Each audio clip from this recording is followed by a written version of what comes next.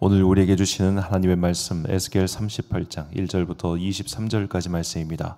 에스겔 38장 1절부터 23절까지 말씀 이제 봉독하겠습니다. 하나님의 말씀 경청하십시오. 주님께서 나에게 말씀하셨다. 사람아, 너는 마곡 땅 쪽으로 얼굴을 돌리고 로스와 메섹과 두발의 왕 곡을 규탄하여 예언하여라. 너는 전하여라. 나 주 하나님이 말한다. 너 로스와 메섹과 두발의 왕 고가, 내가 너를 대적한다.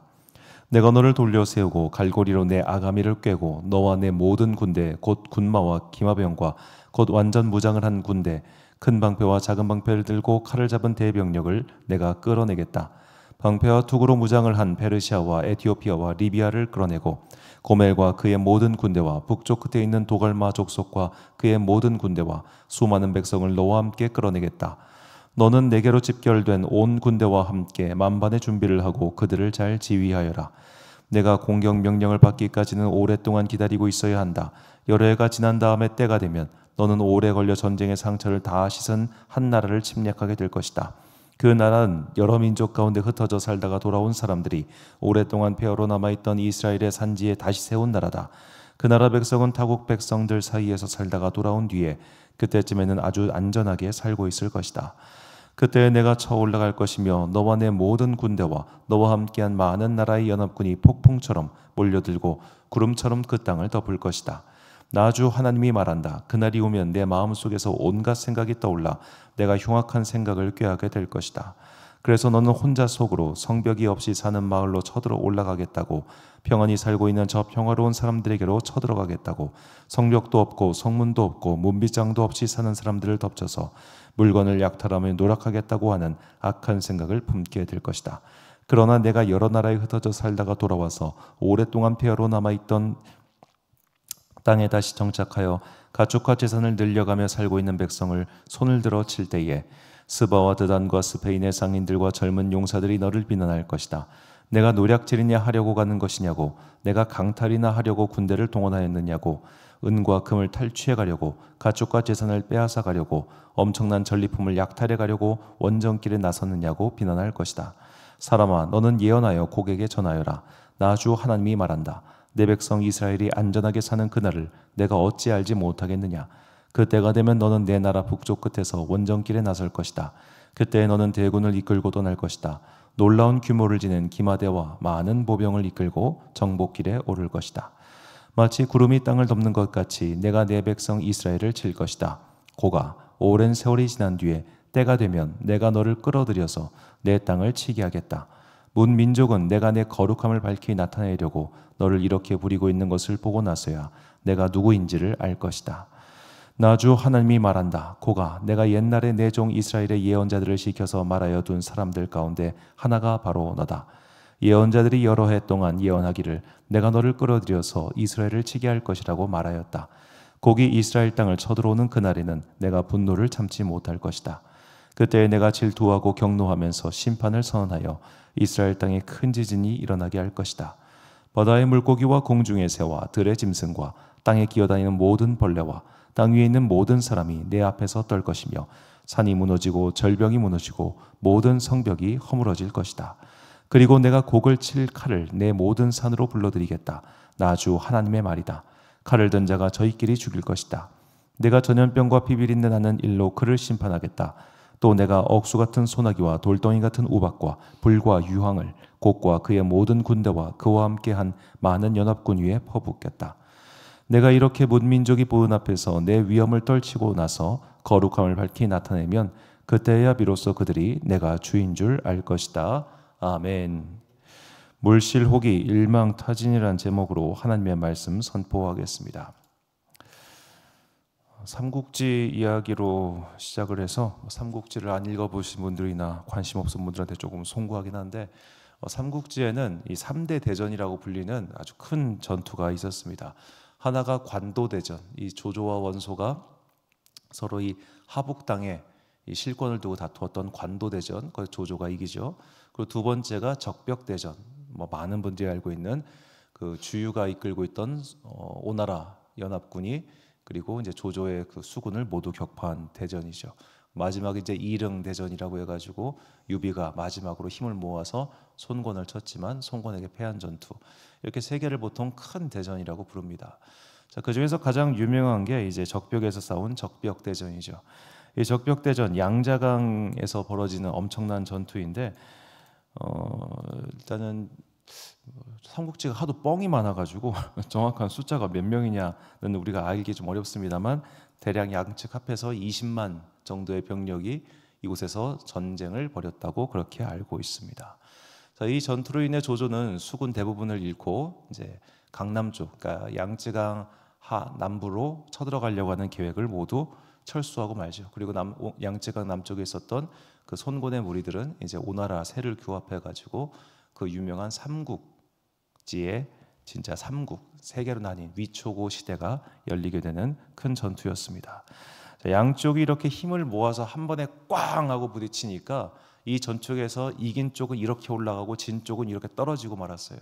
물론 이제 조조의 군세가 워낙 컸기 때문에 이만큼 떨어지고 나서도 나름 서로 막 비등비등한 그런 관계가 될 정도였는데, 자, 이렇게 군대의 전략 혹은 전쟁의 전략을 짜는 입장에서는 적들이 한꺼번에 모여 있을 때 그렇게 한 번에 쳐서 이기는 것을 좋아하지 않습니다.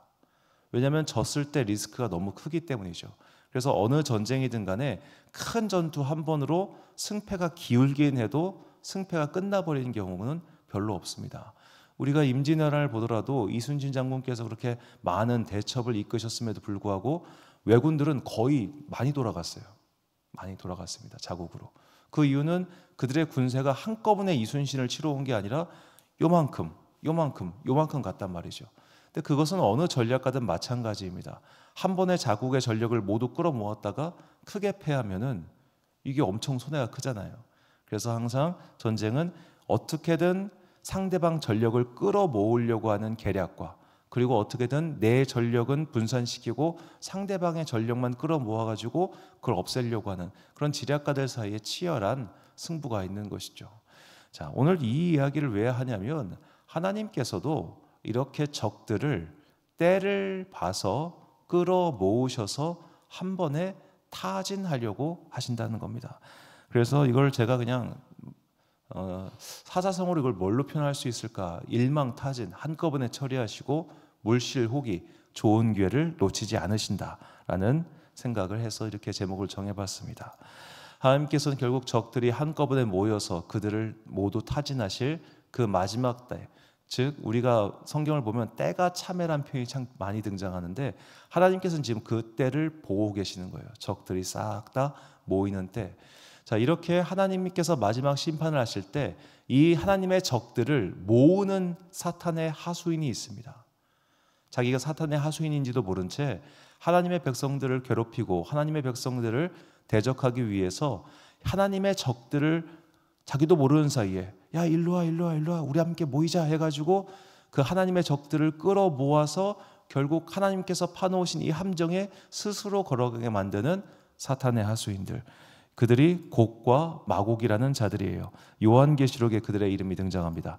계시록 20장 7절과 10절을 보면 천년이 참에 사탄이 그 옥에서 놓여 나와서 땅의 사방 백성 곧 곡과 마곡을 미혹하고 모아 싸움을 붙이리니 그 수가 바다의 모래에 같으리라. 그들이 지면에 널리 퍼져 성도들의 진과 사랑하시는 성을 두르매 하늘에서 불이 내려와 그들을 태워버리고 또 그들을 미혹하는 마귀가 불과 유황못에 던져지니 거기는 그 짐승과 거짓 선지자도 있어 세세토록 밤낮 괴로움을 받으리라. 자, 이 요한계시록에 나오는 이 곡과 마곡의 예언이 바로 오늘 본문에 등장하는 곡에 대한 말씀입니다. 같은 내용입니다.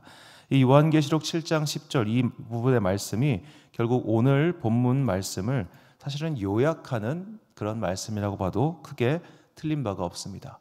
이 곡이라고 하는 자가 등장합니다. 이 곡이 누구인지는 알지 못합니다. 언젠가 알게 되겠죠. 이 곡이 하나님의 적들, 그러니까 이스라엘을 괴롭히는 그 자들을 모두 끌어모아 가지고 지금 이스라엘을 공격하러 들어가는 것이 바로 오늘 본문이 소개하고 있는 장면입니다.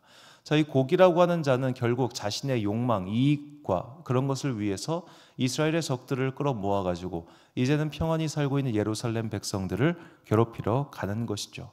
하나님께서는 바로 이들이, 이 곡이라고 하는 자가, 그리고 나중에 볼 마곡이라고 하는 자가 그 적들을 끌어모아 가지고 오는 그 순간을 기다리고 계셨습니다. 그리고 그들을 일망타진하시는 것이죠. 본문 16절 말씀입니다. 구름이 땅을 덮음같이 내 백성 이스라엘을 치러 오리라. 고가 끝날에 내가 너를 이끌어다가 내 땅을 치게 하리니 이는 내가 너로 말미암아 이방 사람의 눈앞에서 내 거룩함을 나타내어 그들이 다 나를 알게 하려 함이라. 아멘. 자, 마치 야구에서 이 주자들을 다 끌어모아서 한 번에 홈런을 치는 만루 홈런처럼 하나님께서는 지금 때를 기다리고 계시다는 겁니다. 저 적들이 다 모여서 한 번에 몽땅 처리할 수 있는 때를 말이죠. 그래서 하나님께서 이 땅을 이제 마지막으로 정화하시고 이 땅이 하나님 나라의 도래가 이룰 그 역사의 끝, 동시에 역사의 완성. 이 때는 성경을 볼 때 크게 두 가지 조건이 충족되면 그날이 옵니다. 첫 번째로는 복음이 만방에 퍼질 때입니다. 그리고 두 번째로 이 땅에 죄가 찰 때입니다. 이 땅에 죄가 찰 때. 자, 지금 이제 전략적으로 비유하자면 우리가 이제 부활주일 때도 말씀을 드렸지만 예수 그리스도의 부활로 말미암아 사망이라고 하는 원수는 이제 사라졌습니다. 우리는 이 땅에서 살다가 이 땅에서 죽어도 나의 삶이 여기서 끝나는 게 아니라 저 천국에서의 삶으로 이어진다고 말씀드렸죠. 그러니까 우리는 죽어도 사실 죽은 게 아니에요. 계속해서 우리의 육체의 형태는 달라지고 형질은 달라지고 그리고 우리가 있는 장소도 달라질 수 있어요. 하지만 분명한 것은 우리는 죽음으로써 끝나는 게 아니라 죽음 이후의 삶을 계속해서 살아갑니다. 이것이 예수님께서 사망이라고 하는 원수를 이기셨다는 그 증거이죠. 예수님의 부활은 결국 우리에게 그것을 보여주신 겁니다. 너희가 나를 믿고 따라오면 너희도 나처럼 사망에게 죽지 아니하고 계속해서 삶을 이어갈 수 있다는 것을 보여주신 것이죠. 그러나 동시에 악인들도 부활을 합니다. 악인들이 부활하는 이유는 그들이 그들이 지은 죄에 대한 심판을 받기 위해서입니다. 그리고 악인들의 부활과 더불어서 하나님께서는 이 세상을 어지럽혔던 모든 죄의 문제를 한꺼번에 끌어다가 다 불태워 버리신다는 겁니다. 이것이 마지막 심판입니다. 자, 하나님께서 이렇게 하시는 이유는 명확합니다. 우리가 죄의 문제, 우리 개인도 마찬가지예요. 내가 어떤 죄를 짓고 있다고 가정해 봅시다. 이 죄의 문제를 어떻게든 나의 의지와 힘으로 그것을 제거했습니다. 그러면 내 삶의 모든 죄가 끝납니까? 어디선가 모를 다른 게 튀어나오잖아요. 신기해요. 이 죄라는 건 잡초와 같아요. 뽑아놓으니까 저기 또 자라고 있고 뽑아놓으니까 저기 또 자라고 있어요. 안 되겠는 거예요. 마치 알곡과 가라지를 다 하신 다음에 불태워버리시듯이 그걸 싹 다 한꺼번에 처리하시기 위해서 하나님께서는 지금 때를 기다리고 계시는 겁니다. 이렇게 하나님의 심판이 끝난 이후에 드디어 만방 백성들은 그분이 하나님이심을 알게 된다고 말합니다. 본문 23절을 보니까 이같이 내가 여러 나라의 눈에 내 위대함과 내 거룩함을 나타내어 나를 알게 하리니 내가 여호와인 줄을 그들이 알리라. 하나님께서 이렇게 위대함과 거룩함을 반드시 드러내실 겁니다. 그러므로 이 땅에 남아있는 성도들의 하는 일은 언제나 동일합니다. 성도들은 그 때가 찰 때까지 믿음을 지키고 기다리면 되는 것이죠. 우리는 믿음을 지키고 기다리는 것을 굉장히 힘들어합니다. 기다리는 시간은 사실 즐거운 시간이 아니라 괴로운 시간이죠. 정해지지 않은 시간에 약속 장소에 나와서 누군가를 기다려본 사람은 알 겁니다. 얼마나 지겹습니까? 계속 시간 봐야 되고 이 버스 기다리는 것도 요즘에나 이제 버스가 몇 정거장 뒤에 온다 이렇게 참 세상 좋아졌어요. 그렇죠? 게시판에 다 나오고 하지만 예전에는 그냥 하염없이 기다려야 됐잖아요. 하루에 한 대 있고 하루에 두 대 있는 버스를 그냥 정거장에 앉아서 40분, 1시간 이렇게 기다리는 일도 굉장히 흔했는데 자, 그런 식의 기다림은 우리를 다 지치게 만듭니다. 언제인지 모르니까. 내가 얼마나 기다려야 되는지 모르니까. 자, 기한을 알 수 없는 기다림은 사람을 지치게 만듭니다. 그렇기 때문에 우리가 이 기다리는 시간 지치지 않기 위해서는 믿음을 달라고 기도해야 되는 겁니다. 모든 성도의 기도는 항상 기본적으로 이게 깔려 있습니다. 주님 나에게 믿음을 주옵소서. 하나님의 일하심의 때를 기다릴 수 있는 믿음, 마침내 주님의 때가 도래하였을 때 이 세상의 모든 죄악이 끝나고 하나님의 나라가 완성된다는 그 믿음, 그 믿음이 없으면 우리는 우리의 힘으로 무언가를 하려고 하다가 실패하는 경우가 훨씬 많아요. 그것은 교회든 개인이든 마찬가지입니다. 나의 힘으로 한 사람도 바꿀 수 없습니다. 나의 능력으로 이 작은 어찌 보면 시간의 흐름, 역사의 흐름도 바꿀 수가 없습니다. 우리는 하나님의 때, 그분께서 결국 그분의 나라를 완성시키는 주권자이심을 믿고 오늘 나의 삶의 자리에서 하나님의 때를 기다릴 수 있는 그 믿음을 달라고 간구하고 기도하며 버티는 것, 이것이 성도의 자세임을 잊지 마십시오. 그래서 베드로 사도는 우리에게 이렇게 권면합니다. 베드로후서 3장 11절부터 13절까지 말씀 우리 함께 한 목소리로 봉독하겠습니다. 시작. 이 모든 것이 이렇게 풀어지리니 너희가 어떠한 사람이 되어야 마땅하냐. 거룩한 행실과 경건함으로 하나님의 날이 임하기를 바라보고 간절히 사모하라. 그날에 하늘이 불에 타서 풀어지고 물질이 뜨거운 불에 녹아지려니와 우리는 그의 약속대로 의가 있는 곳인 새 하늘과 새 땅을 바라보도다. 아멘. 사랑하는 지혜빛 광성교회 성도 여러분, 그리고 이 새벽 함께 깨우고 계신 귀한 주님의 자녀 여러분, 성경은 우리에게 항상 동일한 요구를 하고 있습니다. 마지막 때는 반드시 올 것이니 그 마지막 때가 도래할 때까지 너희의 믿음을 굳게 지키라고 말입니다. 그 믿음을 굳게 지키도록 우리를 도와주시는 분이 바로 성령 하나님이십니다. 성령 하나님께서 오늘도 우리의 마음 가운데 충만히 임하셔서 여러 가지 사건과 여러 가지 이유 때문에 믿음이 흔들리는 우리를 붙잡아 달라고 기도해야 합니다. 우리의 믿음은 당장 오늘 아침에 출근하다가 차가 요만큼만 긁혀도 흔들리는 게 믿음이에요. 우리의 믿음은 그렇게 약해요. 삶의 변화가 요만큼만 일어나도, 뭔가 요만큼만 내 뜻대로 안 돼도 온갖 마음의 불평과 불만이 일어나는 게 사람의 간사한 마음입니다. 그래서 우리가 믿음을 잃지 않도록 기도해야 되는 겁니다. 그러지 않으면 우리는 우리를 방해하고자 하는 아주 적대적인 세력, 혹은 오늘도 우리의 믿음을 걸고 넘어뜨리려고 하는 저 사탄과 마귀의 계략에 넘어질 수밖에 없습니다. 하나님께서 이미 다 기록된 말씀을 통해 알려주셨습니다.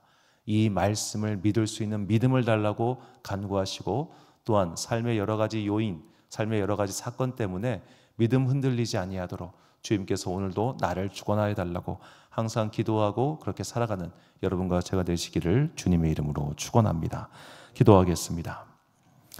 사랑과 은혜가 풍성하신 아버지 하나님, 하나님께서는 이미 말씀을 통하여 우리에게 앞으로 어떤 일이 일어날 것이며 앞으로 너희가 무엇을 해야 되는지를 분명히 알려주셨습니다.